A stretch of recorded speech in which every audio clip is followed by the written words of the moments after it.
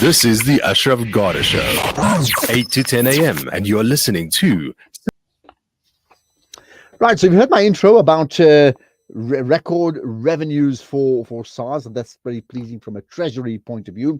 Let's get the story behind that story with my guest, who's the SARS Chief Revenue Officer, Johnstone Makhubu. Johnstone, good morning. Appreciate your time. Good morning, Ashraf, and good morning to your listeners. Thank you for having us. Thank you. I mean, so clearly at the announcement from the SARS Commissioner Edward Kieswetter a few days ago, and there were lots of positive things that he had to say in terms of where SARS is right now in a very deflated economy, right? But perhaps for you, let's start with this. Maybe for you, three key highlights that you'd like to tell my audience. Yeah, look, so we've reported that that our gross revenues in this period have grown around 9.7%. And again, that's for us very encouraging, bridging the 2 trillion mark. It is an achievement that we are proud of in a very, as you say, deflated economy that is quite suppressed at the back of load shedding and the like. So we take that as a major highlight, but also the fact that we've been able to return back into the economy around 381 billion rands, which is a substantial growth of 18.7%. 60 billion more than last year that we've put back into the economy. And to scale that, it's almost 5% of GDP that has been put back into the economy. That for us is quite important. We also saw, as a third highlight, levels of improvement of compliance improving, even though marginally by 1 percentage point. But for us, it is a signal that that there's something that is happening in the system around compliance. You'll recall that we have indicated that we are pursuing voluntary compliance, and whenever we see increases in compliance, we get encouraged. Okay, so I do understand, however, that record growth you refer to is slightly below the projection set up by SARS for the year anyway, right? Sure.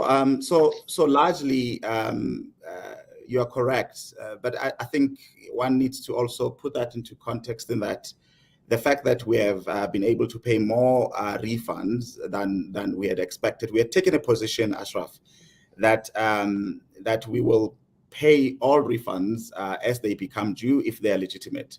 So we had a little bit under-focused in terms of what refunds we were going to pay, and we saw ourselves paying in excess of what we had projected. So largely, then the estimate would have been affected by an overpayment of those refunds, which we feel is the right thing to do.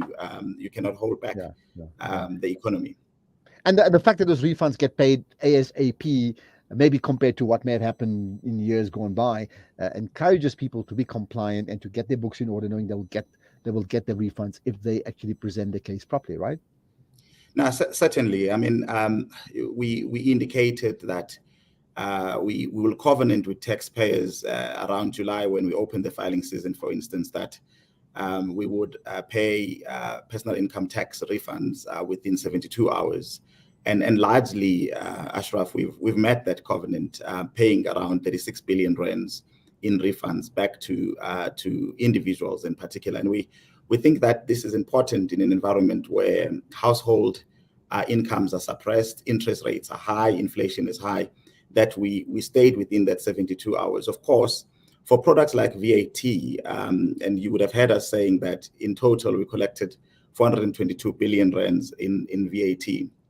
But having paid around 318 billion rands in VAT refunds, even there, around 85% of the refunds that come in that are claimed, we've been able to pay within 21 days. We worry about the other 15%, Ashraf, and we continue to work towards ensuring that we turn that around within the time of 21 days so that we are able to inject those legitimate refunds back into the economy. Okay, and if you had to put a finger on one key factor that is the cause of this record-breaking revenue achieved and the 9.7% growth rather, what would be the one key factor from an internal SARS point of view? So from an internal SARS point of view, we've focused in the main on compliance activities because we do believe that that the economy will always give us what it gives us, and we're not in control of the economy. And whenever it does buoy us, we are encouraged. However, we believe that what is within our control is our own compliance activities. So if I point to one factor that would have contributed to that growth, is that there's about 227 billion rands that we can pinpoint specific compliance activities that we have undertaken in the year under review that would have significantly contributed to the growth of 9.7 that we are talking about. So largely, it's focusing intently on those compliance activities, and those compliance activities they cut across. It's either you make sure that all your debtors come in and they come in on time, or you make sure that those that default are followed up on, that your specialized audits, they are executed excellently and with diligence. So it's a number of things, not one single thing, but I think it would be proper to say our focus on compliance and ensuring that compliance activities are executed in the organization across the value chain has given us the result that we have gotten. And again, the Commissioner Kisvete, has been quite deliberate and intentional around bringing our people to believe once again in the higher purpose that we pursue, to energize the employee value proposition. We've just introduced an employee value proposition just to make sure that our employees are engaged, so that we are able to deliver the results that we have delivered. So centered in that result is compliance, but also a focus on people and reskilling people and giving them the instruments to do their work in a manner that allows us to deliver such results. I mean, interesting you quote Edward Kisweta, because I remember, meeting up with him at the time when he just got the job, and he said it on a one-on-one, but he also said it on a public platform that if he wanted to, the easy way out for him was to get a job in Singapore because of his own, family ties. That was the simple thing. But he felt strongly about the higher purpose of serving his country. Now, and I know that if we talk sport, the key appointments is your coach and your the coach and then the playmaker and the team. The same would apply to state-owned enterprises as well as to government, right? Do you think, to what degree has Kisweta's higher purpose then, in fact, impacted on the entire SARS team, and therefore SARS as an organization, and let's just call it a state-owned enterprise for want of a better word, is therefore performing better in the midst of numerous failed state enterprises? No, I think the let me call it the Kisveta factor has been quite phenomenal. I'm part of the EXCO team that he leads. The emphasis on higher purpose, but also, Ashraf, the importance of strategic clarity. I think that has given the 12,500 employees at SARS a sense of direction. When Commissioner Kisveta came, and he spoke about where are we going, what is our vision, creating a smart modern SARS with unquestionable integrity that is admired and trusted. It rallied everybody in the organization to know where we are going. And if you know where you're going, you are channeling all your efforts towards that one common point.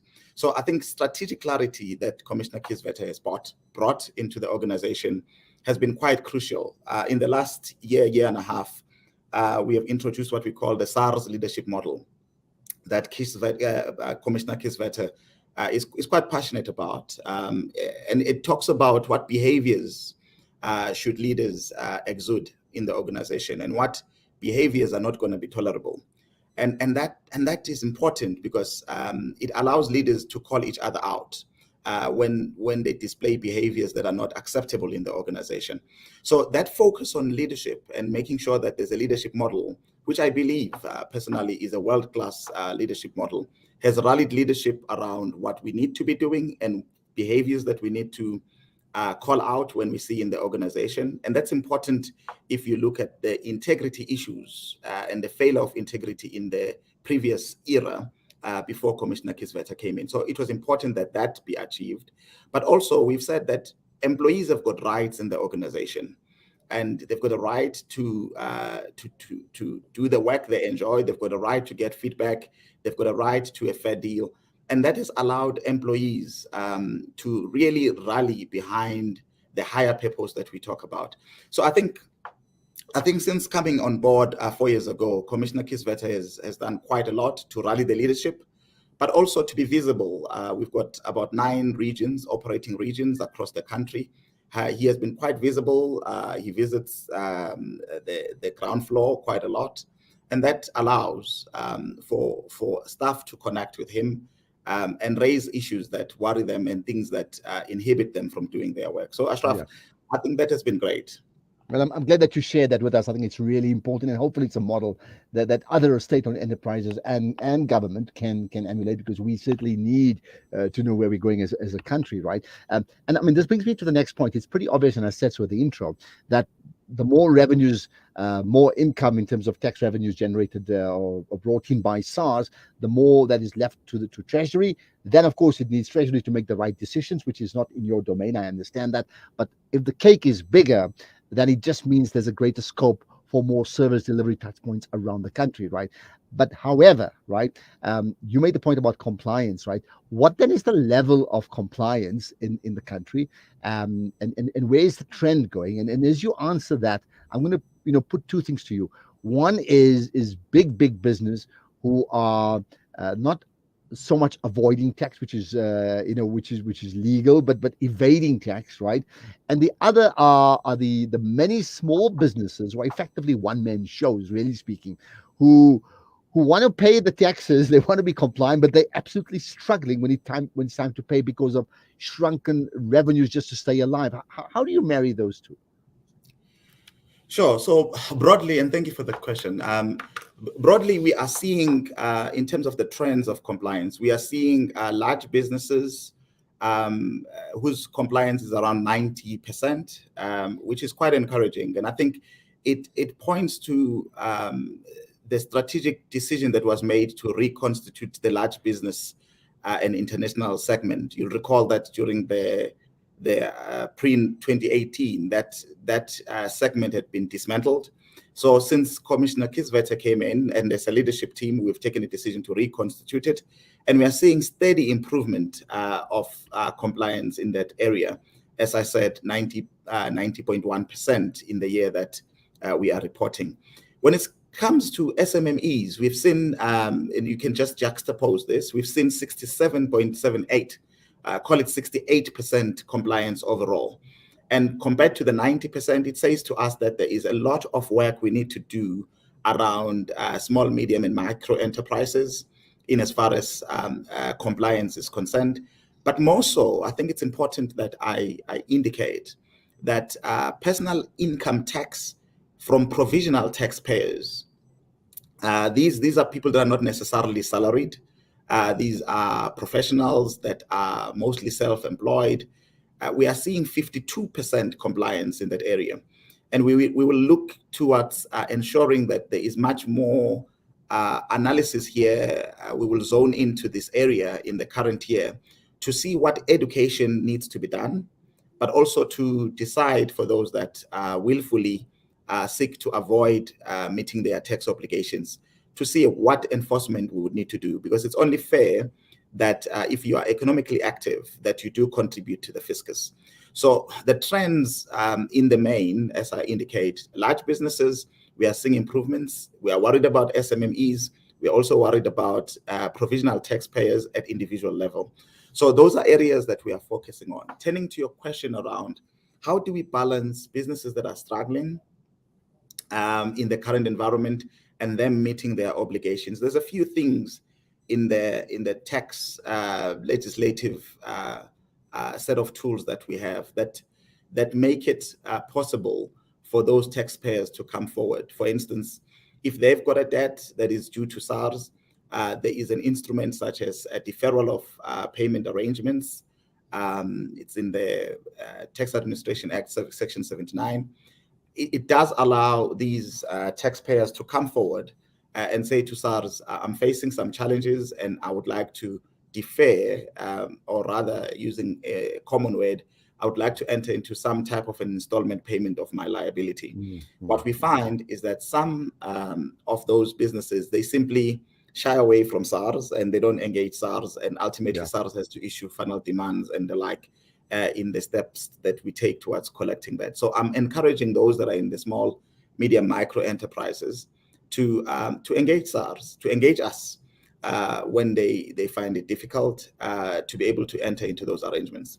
And I suppose part of that would be to present a family. Let me rephrase: to present a friendly face of SARS, because it's a strange thing, even in terms of media, and I don't mean factual media, but I mean even in terms of watching popular trends like TV shows and movies. The perception of the receiver is like, no, those are the bad guys. So that whole paradigm shift has to happen. There needs to be a reshaping of what your role is, and those struggling businesses, and perhaps more one-on-one conversations with them to say, we are friends, we're going to put our arms around you, we're going to support you, and make sure that you are compliant, and we're going to assist you because you do need that, and they need to be compliant as well. No, certainly. I mean, when you talk about SMMEs, Ashraf, and listeners, they contribute around 460 billion to the 2 trillion we speak about, 2.068 trillion. So therefore, they're a very important stakeholder. That's why inside SARS, we have set up a group of professionals that look at that SMME segment to understand what challenges they're facing, but also to then start to design interventions that will be relevant.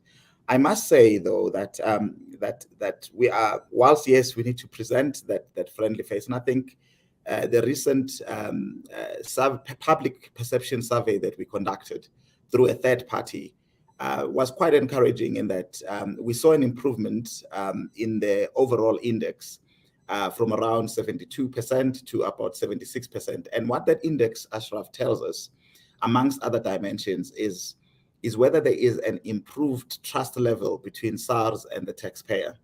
And we are seeing those trust levels improving. And that for us tells us that it does become a bridge, that trust does become a bridge that connects us with taxpayers. And more, we want to ensure that we are becoming quite accessible to taxpayers, and also that we strategically become clear of what obligations taxpayers have, and become certain on what those obligations are, because we believe that if people are clear and they are certain, they can either enter into arrangement with us, or they can certainly meet those obligations in full. So I think you're correct. We are increasingly wanting to be a face that people can relate with in terms of meeting their obligations. Just the last thing, and it's interesting you brought that up, the issue of trust, right?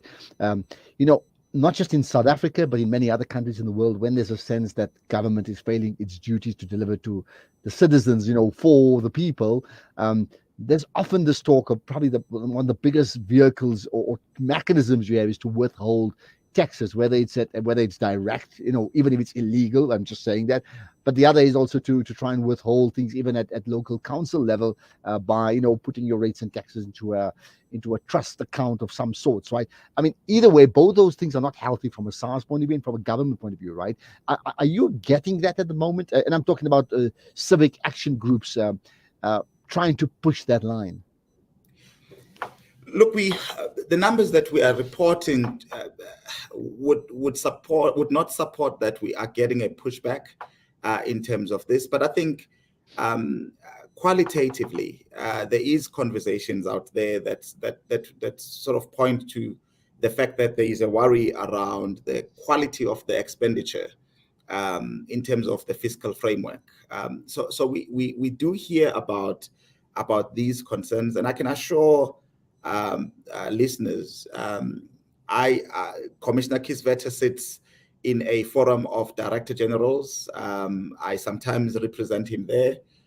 He sits in quite a number of fora that interacts with our other colleagues in government, and in there we become a voice for the taxpayer in as far as cautioning against fiscal imprudence in terms of expenditure, because we know this is proven all over the world that if taxpayers do not see quality in the expenditure of their taxes on the expenditure side of the fiscal framework, the trust levels towards the tax administration get to suffer, and therefore we will be evangelizing the message of fiscal prudence together with our colleagues in Treasury to make sure that monies are spent well.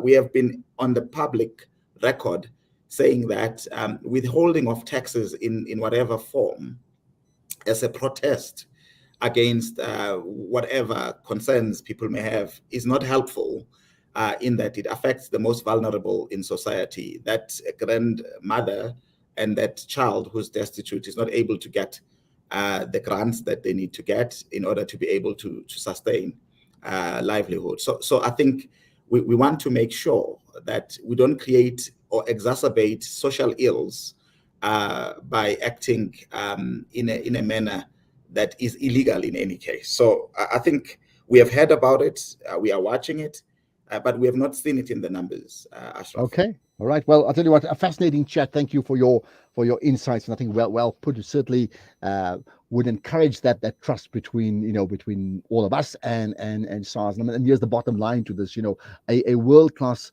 revenue collection agency, or a world-class or a champion status SARS can be the precursor to a champion nation, and that's certainly something that I absolutely encourage. So appreciate your time. Thank you so much. Thank you very much for having us. There we are. Fascinating indeed. Hopefully you learned so much coming out of that conversation with Johnstone Makhubu, the SARS Chief Revenue Officer. Can you see the link between the monies taken from you and how it impacts on the entire country beyond just checks and balances? Checks and balances is something that the two professors, Salim Abdul Karim and Quraisha Abdul Karim, certainly do, and they do that extremely well. And they're award winning, and that happens often. So they featured next in our Champion Spotting feature.